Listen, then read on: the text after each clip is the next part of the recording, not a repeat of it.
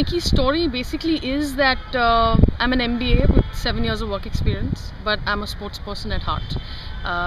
Played hockey for the country, was fortunate to be playing other sports as well at a particular level, and always wanted to play sport. But at 27 years of age, which is about 6 years ago, I saw a newspaper article which said women's golf was going professional. It was my opportunity to get back to sport.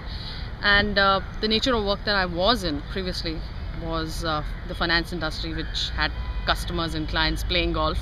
So I was taking my work to the golf course and picked up the sport from there and called up Champika Sayal, told her what does it take to become a professional. She said just work your backside off, and that's what I did. Took a 3-year sabbatical. And so which bank was this, and has I it worked been... with ING. In fact, 3 weeks ago I had my head of ING sales call me up, and he calls me up every year to find out how I'm doing, because I was like a rock star at work.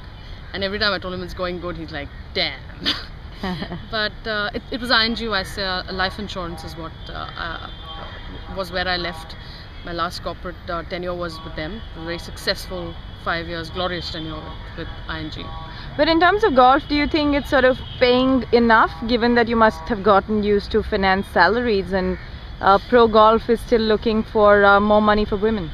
So basically, the amount that I made in the first 3 years is probably half of the tax money that I used to pay when I was a corporate person. But the truth of the matter is, I play golf for different reasons. Of course, the monetary benefit would come if my game gets better. I'm a new kid on the block. I think everybody else has got at least 11 years of competitive playing versus 5 that I've got. I think money is something that, it's like the first job you get after you finish your graduation or your MBA. The first thing that you're told in your first job is learn as much as you can. So this is my learning phase. I know the monies will come.